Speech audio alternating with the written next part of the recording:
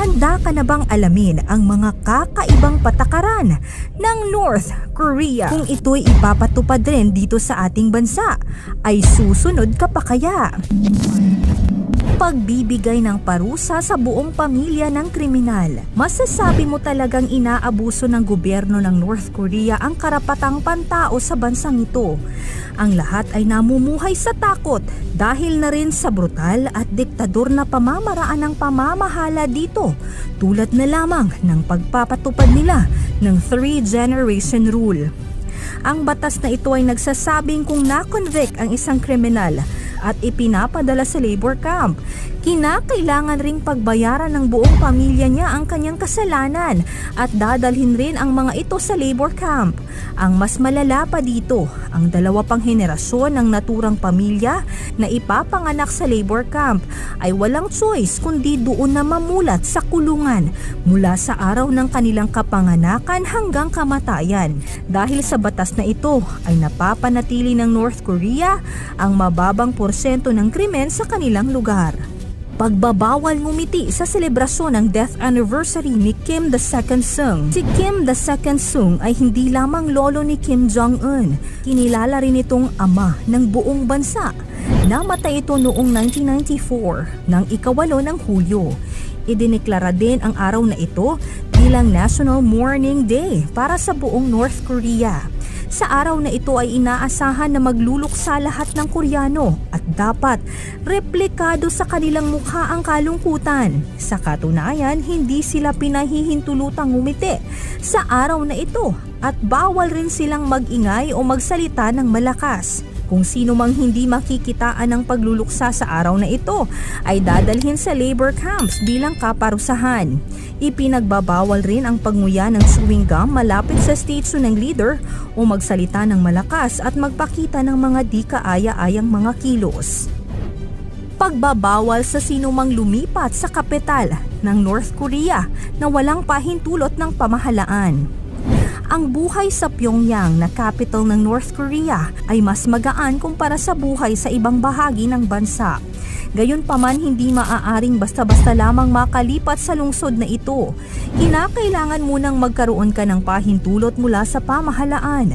Maaari lang kasing tumira sa lugar na ito kung ikaw ay mas nakakaangat, may kaya sa buhay at maimpluwensyang mga personalidad. May mga roadblocks rin sa North Korea bilang palatandaan ng pagbabawal sa mga taong magpalipat-lipat ng tirahan nang walang pahintulot sa pamahalaan.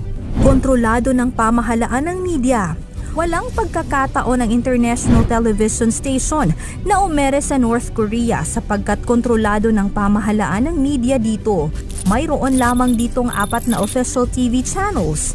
Ang Korean Central Television ang nangungunang media sa bansa na siyang pinagmumulan ng mga state news at anumang mensaheng magmumula sa gobyerno.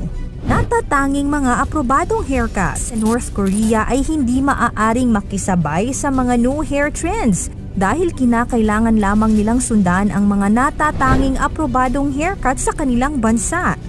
Tama ang inyong narinig. Mula taong 2013, ang pamahalaan ng North Korea ay naglabas ng restrictions sa uri ng hairstyle na mayroon lang dapat ang kanilang mga mamamayan. Layunin umano nito na magkaroon ng uniformity sa kanilang bansa. Makikita sa batas na ito na nais ng kanilang pamahalaan na magkaroon ng mahigpit na control sa lahat. Mayroon lamang 18 approved haircuts para sa mga babae habang 10 approved haircuts naman para sa mga lalaki. May mga specific guidelines ring dapat sundin. Halimbawa, ang mga lalaking Koreano ay hindi pinahihintulutang mas humaba sa 5 centimeters habang para sa mga matatanda naman ay hanggang 7 centimeters lamang. Ang mga babaeng may asawa rin ay nararapat na pinapanatiling maikli ang kanilang mga buhok habang ang mga dalaga naman ay pinahihintulutang magkaroon ng mas mahabang buhok. At kung nag-iisip kayo tungkol sa hairstyle ni Kim Jong-un, well, ito ay natatangi lamang at hindi maaaring gayahin ng sino man ang kanyang kinasasakupan. Pagbabawal sa international phone calls. Maging ang international phone calls ay bawal sa North Korea. Tanging domestic calls lamang ang pinapahintulutan rito. At kahit ang domestic calls ay mahigpit rin nilang kontrolado. Sa pamumuno ni Kim Jong-un, hindi pinapahintulutan ang anumang impormasyon na makalabas-masok sa bansa. Kaya naman kung sino mang mahuhuli na lumabag sa batas na ito ay siguradong haharap sa parusang bitay. Pagbabawal sa mga mamamayang umalis sa North Korea.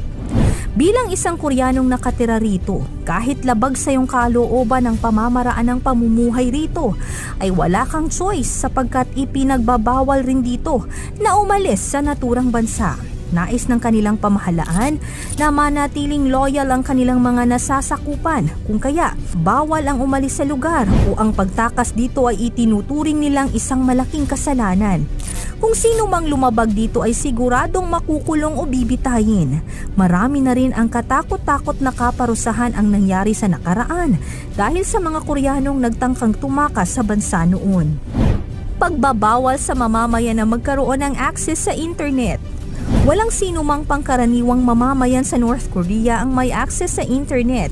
Ibig sabihin walang impormasyon sa bansa nila na makakapasok o makakalabas. Ang internet sa bansa ay kontrolado at tanging mga opisyal lamang ng pamahalaan ang maaaring gumamit nito.